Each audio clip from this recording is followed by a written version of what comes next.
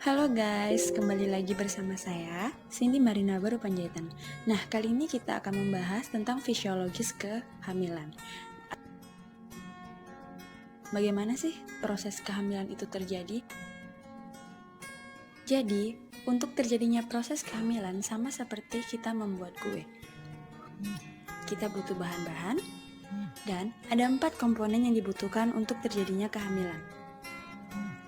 Yang pertama spermatozoa, yang kedua adalah ovum, yang ketiga adalah pembuahan atau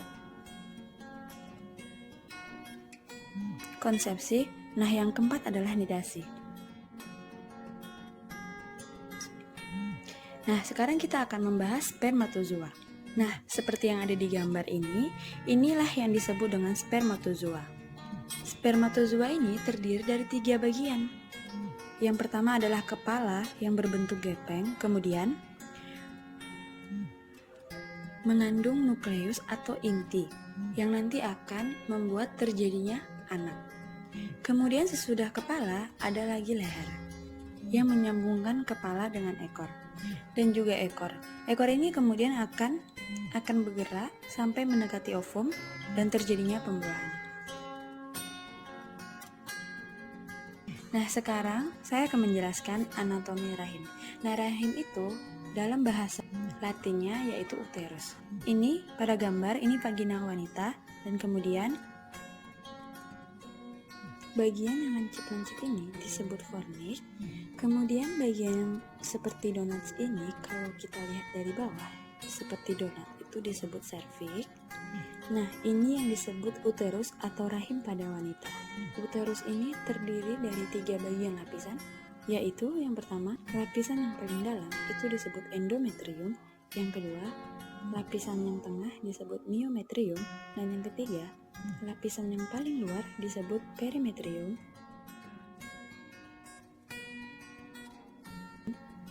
Kemudian yang paling atas ini disebut fundus uteri. Lalu sesudah kafum uteri itu adalah badan dari rahim. Selanjutnya di sini akan ada tuba fallopi atau saluran dari rahim. Tuba fallopi ini terdiri dari yang paling sempit disebut dengan isthmus. Kemudian yang paling lebar disebut dengan ampula. Lalu yang mendekati fimbre itu adalah ini yang seperti tangan-tangan, itu dinamakan dengan infundibulum. Lalu sesudah fimbre ini terdapatlah ovarium.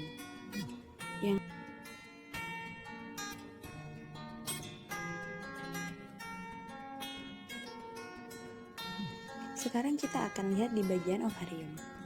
Nah, inilah yang disebut dengan ovarium. Ovarium ini akan menghasilkan ovum. Ovum adalah sel telur yang dihasilkan oleh seorang wanita. Sel telur ini yang kemudian akan berkembang menjadi embrio dan juga akan berkembang menjadi bayi. Setelah ovum dikeluarkan dari ovarium, ovum ini akan ditarik oleh fimbre-fimbre. Ini adalah fimbre yang seperti tangan. Dia akan disapu ke arah dalam, akan disapu ke arah medial. Nanti dia akan menunggu di sini yang disebut dengan ampula tuba. Dia akan menunggu di ampula tuba sampai spermatozoa itu datang yang kemudian akan membuahi ovum ini. Dan saat melakukan koitus atau seks, spermatozoa ini akan ditumpahkan ke vagina. Inilah yang dinamakan vagina pada wanita ya. Spermatozoa itu akan ditumpahkan kepada vagina dan sampai ke fornix. Kemudian dari spermatozoa yang akan ditumpahkan itu ada berjuta-juta sperma yang akan datang ke fornix ini. Namun hanya beberapa ratus ribu yang bisa sampai ke kafum uteri. Kafum uteri ini adalah bagian yang sebelah sini. Dari beberapa ratus ribu yang sampai ke kafum uteri, hanya beberapa ratus yang bisa sampai ke tuba fallopi. Ini yang disebut tuba fallopi, di mana tadi ovum menunggu di ampula tuba.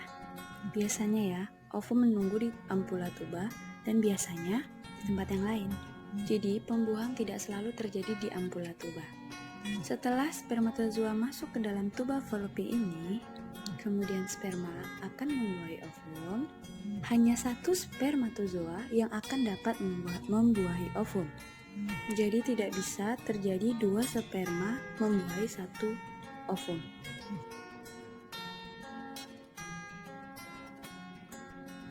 Setelah sel ovum bertemu dengan spermatozoa, akan terbentuknya zigot.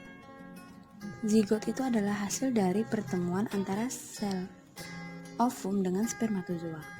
Zigot itu kemudian dalam beberapa jam kemudian akan membelah, terus-terusan membelah. Sembari dia akan terus berjalan ke arah medial sampai ke kavum uteri di sini. Setelah 1 spermatozoa berhasil membuahi 1 sel ovum, ovum itu akan membentuk zigot. Nah, zigot ini yang akan melakukan pembelahan yang akan menjadi embrio dan akan menjadi bayi. Nah, zigot ini akan terus-terus membelah sembari di kavum uteri ini akan terjadi nidasi. Nidasi itu adalah penempelan dari zigot ke kavum uteri. Pada hari keempat, zigot tadi akan berubah menjadi blastokista. Jadi blastokista ini adalah ini. Blastokista ini terdiri dari bagian luar ini yang disebut dengan trofoblast. Trofoblast ini yang kemudian akan menjadi plasenta. Ini adalah plasenta ya. Kemudian bagian dalamnya ini disebut inner cell. Inner cell ini yang kemudian akan menjadi embrio. Nah, pada saat dia menempel seperti yang saya bilang tadi, nidasi itu adalah penempelan antara zigot ini bertemu dengan desi2. Desi2 itu adalah bagian terdalam dari uterus. Ini adalah uterus, ini adalah bagian dalamnya. Dia akan menempel di sini, tepat di titik ini. Setelah dia menempel, kemudian trofoblast ini akan masuk ke dalam, sehingga pembuahan itu terjadi dalam desi2 ini.